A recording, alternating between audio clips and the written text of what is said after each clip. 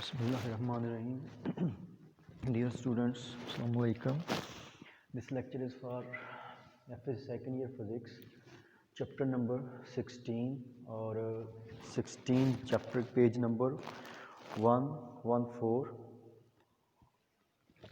तो इसमें हम आज बात करेंगे सबसे पहले अब टू इम्पोर्टेंट कंसेप्ट्स हैं जो आज इस लेक्चर में हम डिस्कस करेंगे. फर्स्ट इज़ कंसेप्ट जो फर्स्ट हम प्रायोरिटी पे डिस्कस करेंगे, that is phase of AC. What do you mean by phase of AC? तो अगर हम फेज़ ऑफ एसी को पहले डिफ़ाइन कर दें, ठीक है. द फेज़ ऑफ एसी क्या है? Angle theta which specify the instantaneous value of alternating current. ठीक है. फेज़ क्या है? The value of angle theta which specifies, जिससे हमें पता चलता है किसी लम्हे, which specifies the value instantaneous value of, किसी भी लम्हे जो वैल्यू होगी instantaneous value of AC voltage और एसी करंट, वोल्टेज और एसी करंट. देखिए, एसी वोल्टेज या एसी करंट की वो एंगल या एंगल की वो वैल्यू जो किसी भी लम्हे हमें instantaneous value of AC voltage या एसी करंट की वैल्यू को स्पेसिफाई करता है, तो वो एंगल जो है क्या कहलाता है? उस लम्हे वो एंगल क्या कहलाता है?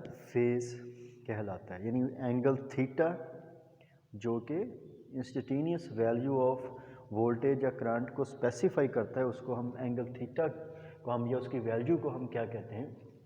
हम फेज़ कहते हैं. जैसे आपको पता है कि जो इक्वेशन हमने पढ़ी थी, V is equal to V naught, जो आउटपुट वोल्टेज है साइन ओमेगा टी, या हम इसको इस फॉर्म में लिख सकते हैं V is equal to V naught sine theta.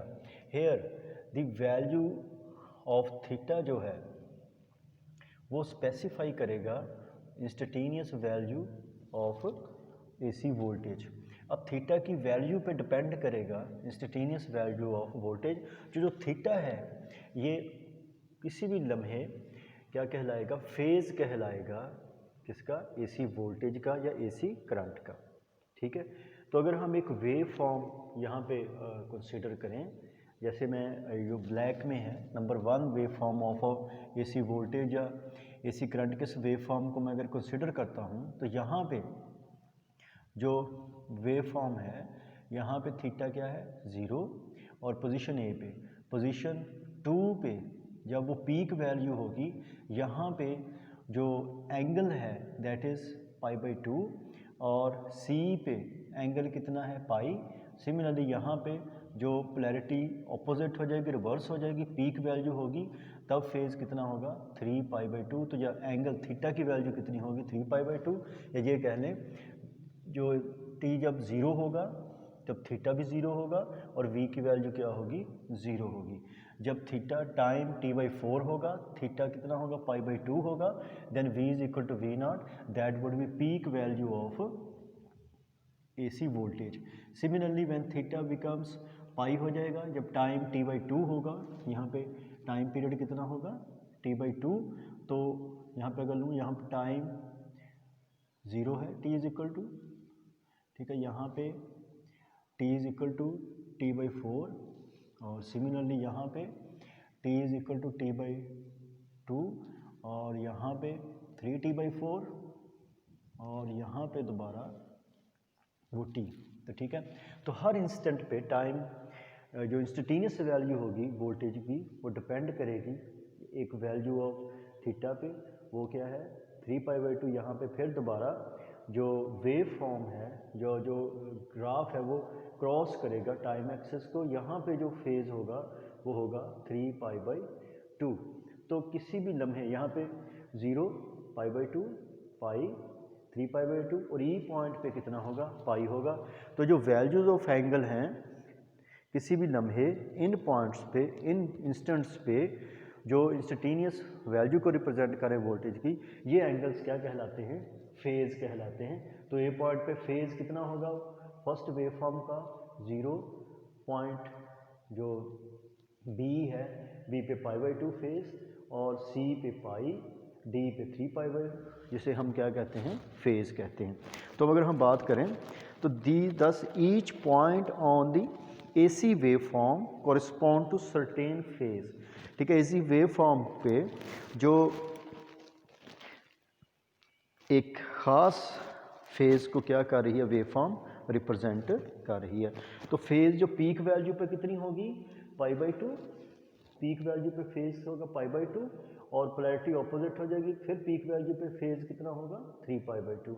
और जो वेव फॉर्म है जब वो टाइम एक्सिस को जिन पॉइंट पे क्रॉस करती है, या यहाँ पे जो वैल्यू वो 0 होगी, मिनिमम होगी, वो क्या होगा?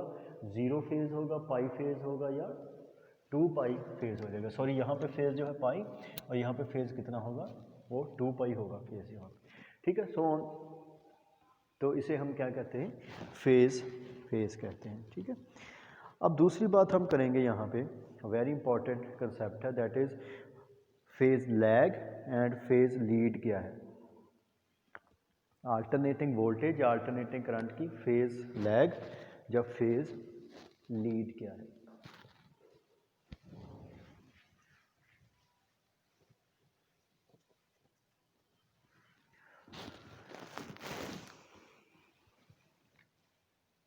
फेज़ लैग,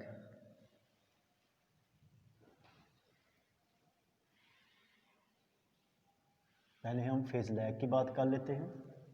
फेज़ लैग या lagging of a phase of AC voltage या AC वेव फॉर्म या AC वोल्टेज की जो वेव फॉर्म है, अगर हम कंसिडर कर लें दो AC जो करंट्स हैं या दो AC वोल्टेज जो हैं, और दोनों की जो वेव फॉर्म है, अगर हम इसको यहाँ पे कंपेयर करें, जैसे फिगर नंबर 1, इसमें हम फेज़ लैग की बात करेंगे, यहाँ पे फेज़ हम लीड की बात करेंगे। तो किसी भी, जब भी हम दो या दो से ज़्यादा AC वोल्टेजेस की बात करते हैं, उनकी वेव फॉर्म की बात करते हैं, तो उनका इंडिविजुअली अलग अलग फेज़ इतना इम्पॉर्टेंट नहीं है। इम्पॉर्टेंट क्या है? जो इनका फेज़ डिफरेंस है। अगर हम 2 AC वोल्टेजेस की बात कर रहे हैं तो इनकी वेव फॉर्म में जो फेज़ डिफरेंस है वो ज़्यादा इम्पॉर्टेंट है।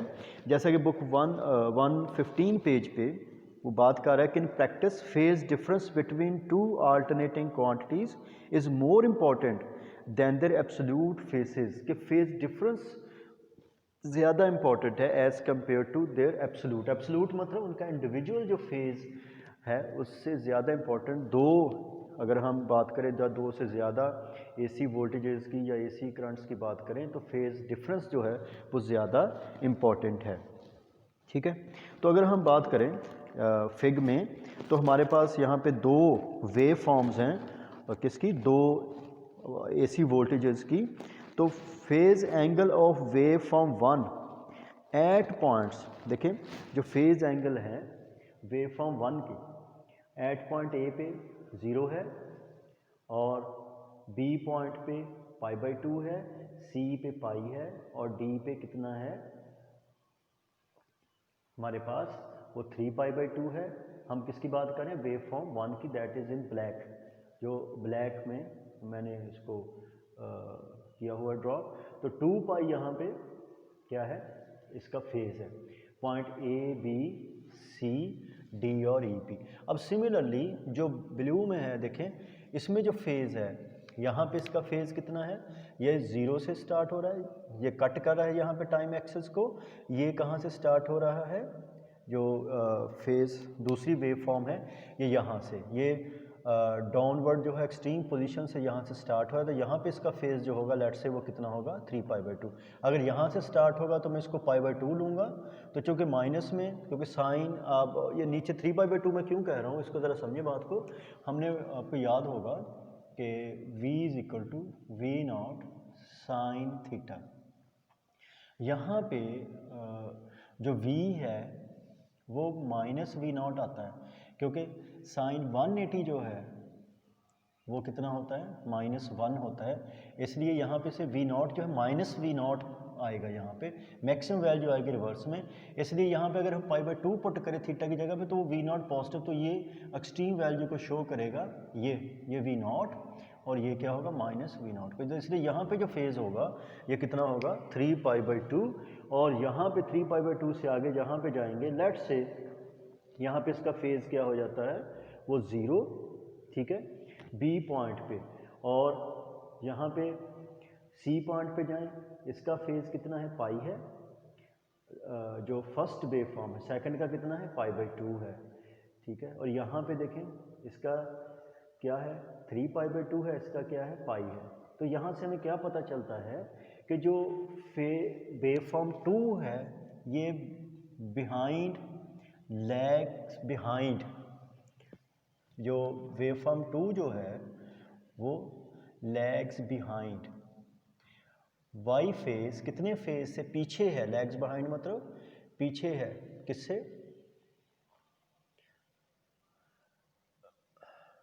लैग्स बिहाइंड किससे पीछे है, बाई फेज π/2 फेज से पीछे है, ठीक है। देखिए यहाँ पे ये 0 पे और ये कितना है अभी 3π/2, यानी दोनों का डिफरेंस कितना है, π/2 का। अब ये देखिए ये पीक पे है और फेज़ यहाँ पे इसका कितना है, π/2 है ब्लैक, और जो ब्लू है जिन सेकंड वेव फॉर्म है इसका फेज़ कितना है, 0 है, यानी दोनों का फेज़ डिफरेंस कितना है, इसका 0 है, इसका π/2 है, तो ब्लैक जो है वो आगे है π/2 से और ब्लू जो है वो पीछे है, कितने फेज़ से, π/2 से, तो इसलिए हम कहेंगे जो AC जो वेव फॉर्म है, सेकंड वेव फॉर्म है AC वोल्टेज की या AC करंट की, ये लैग्स बिहाइंड, ये पीछे है कितने फेज से, π/2 फेज से, और जो ब्लैक है, जो वेव फन है, वो लीड कर रहा है इसको बाई फेज किससे, π/2 से। तो उम्मीद करता हूँ डियर स्टूडेंट्स आपको समझ आ रही है इस बात की। तो वही बात अगर हम करें कि जो below point B phase of 1 is π/2, किस पॉइंट पे, बी पॉइंट पे 1 का फेज π/2 है और 2 का फेज क्या है, 0 है, तो हम क्या कहेंगे कि 2 जो है वेव फॉर्म लैगिंग बिहाइंड या lags behind is lagging behind AC by किसको, AC1 को कितने एंगल से, लैग बिहाइंड या लैगिंग कहेंगे, lagging behind by phase π/2। Similarly इसका मतलब ये लैग बिहाइंड है π/2 से, ये अगर हम यहाँ पे जाएं, अब हम बात करेंगे फेज लीड की, फेज लीड। अब let's say this is figure number 1, this figure number 2, तो फिगर नंबर 2 में जाएं अगर, तो अगर मैं यहाँ पे बात कर रहा हूँ ग्रीन में, तो ये सेकंड वेव फॉर्म है, ये ब्लैक है फर्स्ट वेव फॉर्म है, सिंपल फर्स्ट वेव फॉर्म का वही सिचुएशन, A पे फेज 0 है, B पे π/2 है, C पे हमारे पास पाई है, पाई पे ये टाइम एक्सिस को कट कर रहा है, और D पॉइंट पे 2π है, और E पे वो सो ऑन चलते जाएंगे, सॉरी ब्लैक जो है D पे 3π/2 है और E पे 2π है।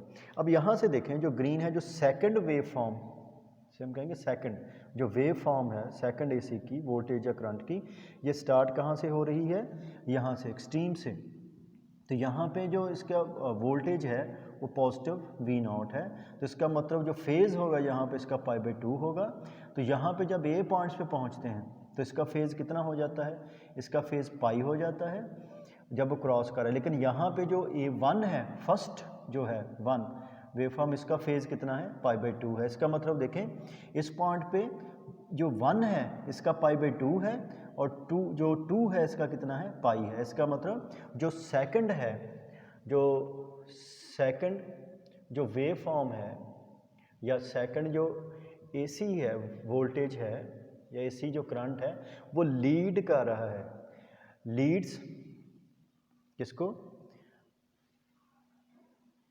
1 को लीड कर रहा है, किसको, 1 को लीड्स 1 जो फर्स्ट AC है किससे, बाई फेज π/2, बाई फेज π/2, ठीक है। क्यों? क्योंकि यहाँ पे देखें ये इसके 0 फेज़ है, इसका π/2 है, यहाँ पे इसका सेकंड का पाई हो जाता है, लेकिन इसका कितना है, π/2 है। इसका मतलब जो सेकंड वेव फॉर्म है वो लीड कर रही है कितने फेज़ से, π/2 फेज़ से, और जो ब्लैक है वो इज़ लैगिंग बिहाइंड π/2। तो dear students, I hope so कि आपको इस कंसेप्ट की समझ आ गई होगी। आगे भी यूज़ करेंगे इसको। नेक्स्ट में हम वेक्टर रिप्रेजेंटेशन अल्टरनेटिव क्वांटिटी की बात करेंगे, और इसमें अगर कोई प्रॉब्लम है तो मुझसे व्हाट्सएप पे आप वो प्रॉब्लम डिस्कस कर सकते हैं। अल्लाह हाफ़िज़।